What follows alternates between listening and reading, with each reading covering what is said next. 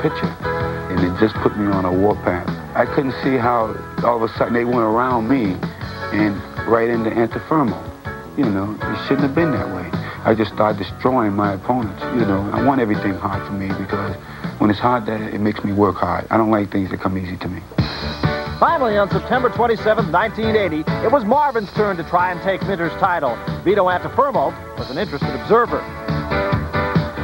So, of course, I was rooting for Hagler, and I seen Hagler in an hotel, and I told him what to expect. I don't listen to this. Right now, I had Minter on my mind. I didn't even want to look at Antifermo's face. Marvin Hagler mauled Alan Minter, and the middleweight title was his. Still, Vito Antifermo was not a believer. Anybody that he fought or he's going to fight, he's going to destroy it because he's got that style. As long as he fights this kind of guy, he's going to look good until he fights me. When he beat Alan Minter in the third round, the first thing he wanted to do was to get back into the ring against Vito the Mosquito, because that was the only blemish on Marvin Hagler's record. Which brings us to tonight, the culmination of 3 years of a bitter rivalry, Marvin Hagler and Vito Antifermo. No, he's got that chip on his shoulder. It's just something that I have to prove to the people and to myself.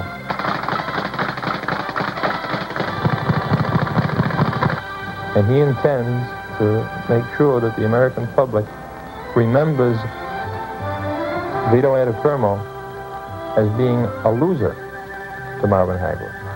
When Wright's, I don't know, I think he's a kook.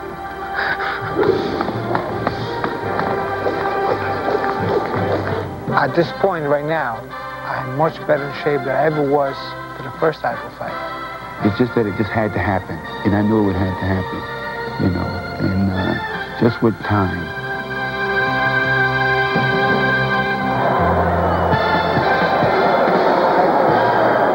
Well, where there is Vito Antifermo, there is a brawler. Where there is a brawler, there are cuts. Where there are cuts, there is controversy. And that is the subject of what Larry Merchant has to say right now. Larry? The controversy between these two fighters reached comic operetta proportion this week, although with serious undertones. The dispute came over the kind of salve that Antifermo can use over the cuts that inevitably come, and usually over his eyes. For his part, Antifermo would use the strongest potion that anyone could make, even if it was illegal, and even if it could damage his eye. He'd let them use a blowtorch or a soldering iron if it would extend the fight for a round or two, or his career for a fight or two. For their part, the Hagler people aren't necessarily worried about Antifermo's health. They'd like to see him bleed like the Red Sea if it would end the fight as soon as possible.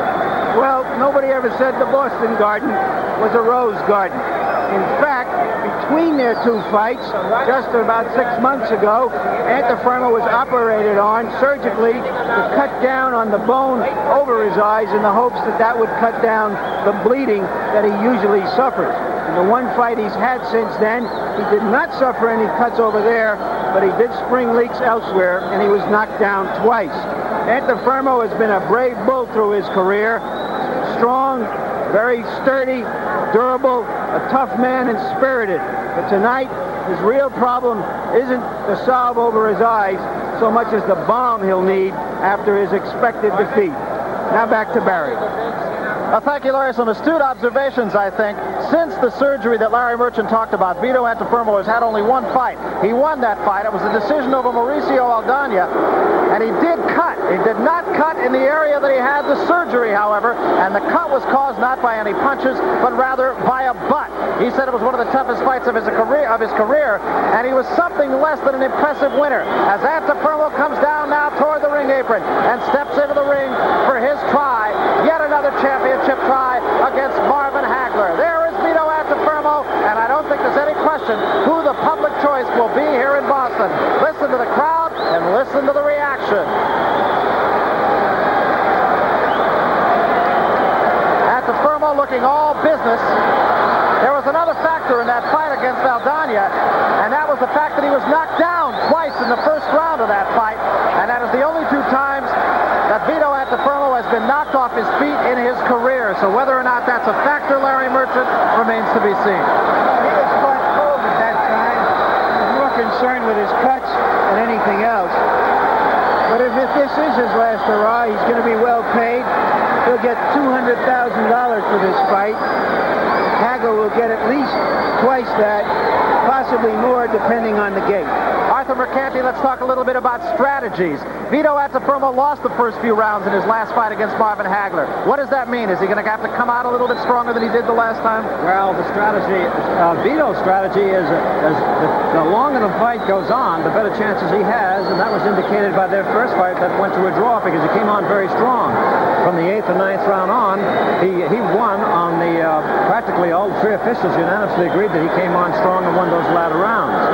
Both fighters claim that they won that last fight. It, of course, was voted a draw and probably one of the most controversial championship fights in history. It screamed for an immediate rematch, but that was not to be. Not to be until tonight, June 13th, 1980, and this is the fight that everybody has been waiting for. Vito Antuofermo, who has sprouted a new beard, and incidentally, we talked a little bit about the beard. We thought perhaps there might be even more controversy and people asking him to shave the beard. That has not been the case either. No, it's the first time in all my experience in boxing that I've seen a boxer like Antuofermo tonight with a beard. But looking at his beard, it seems to be kind of a soft, bristle beard. It's not an annoying type that will annoy Hagler. Well, I think the crowd now tells you what is happening outside the ring. Coming out of the locker room and making his way toward the ring now is the champion, the undisputed middleweight champion, and a man who right now could probably be elected mayor here in the city of Boston. He is from just down the road in Brockton. Marvin Hagler making his way into the ring. Used an old psychology on the challenger Vito Antuofermo. He made him come in first and wait for him. Hagler coming down toward the ring now. Marvin Hagler, probably the most popular athlete in the state of Massachusetts right now, and that is with all due respects to the likes of Carl Yastrzemski and Larry Bird. Brockton seems to be producing some pretty good fighters. And it's interesting also to tell you that I'm from Brockton now. Originally born and raised in Brockton. Great fighters and great officials, it seems. Marvin Hagler comes into the ring amidst the cheers of the crowd here at the Boston Garden. A crowd that looks to be close to a full house. There was some discussion about the fact that maybe Marvin Hagler wasn't promoting this fight, selling tickets to this fight as well as he should have. Well, the end result has been a near full house. And we are just about set to go to the ring announcer now for the introduction of the fighters. Here's Nuno Cam. Nuno. Ladies and gentlemen, the feature attraction of the evening, 15 rounds for the middleweight championship of the world. Promoted by Top Rank, Bob Arum, New York, and Rip Valenti, Boston. This bout is under the supervision of the Massachusetts State Boxing Commission. Commissioners are Chairman Walter Byers, John Ligeti, and Jimmy McCarran. Officials working for this bout are judges Tony Castellano of Jackson Heights, New York, Barbara Roche, Denton, Massachusetts. Referee Dave Paul, Las Vegas, Nevada. Timekeeper James Florio, Brockton, Mass. And counting for the knockdowns, George D. Filippo, Everett, Mass. Attending physician at the ringside, Dr. William Dorfman, Springfield, and Dr. A.P. Blumenthal, Waltham Hospital. Box will now have their instruction from the referee.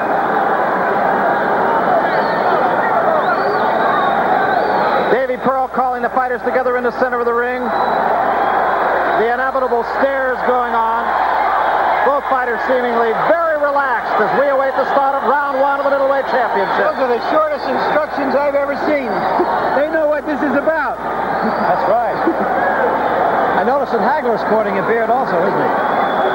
Here's the tail of the tape right here. Comparable numbers, as you see.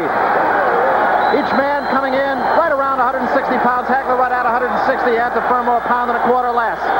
Little to choose between the two. Round one. Antuofermo the challenger. He wants back what he once had. Marvin Hagler the champion. He has what Antuofermo had and what he wants. Hagler will switch from lefty to righty. Antuofermo, generally speaking, will bore in. Hagler, the aggressor early on, missed with those. Hagler's best bet in this fight is stay at long range and keep Antuofermo on the outside. I think that's possibly what he's going to do. And right away, a butt. And on the first occasion, a butt has opened the forehead right below the hairline of Vito Antuofermo. And it was Antuofermo who instigated the butt himself. 45 seconds into the first round. It can have an effect. It is a nasty cut. A nasty cut. The cut's right at the top of the forehead. Nothing to do with his surgery, however. Freddie Brown is yelling to the referee, Davy Pearl. Let's talk about that for a minute, Arthur. Now, what would he be saying? Well, he's telling Freddie Brown to sit down, not to come up on the ring apron, which is really illegal. It could create a fine and a fine situation. What did Brown want? What did Brown want? Brown wanted Davy Pearl to look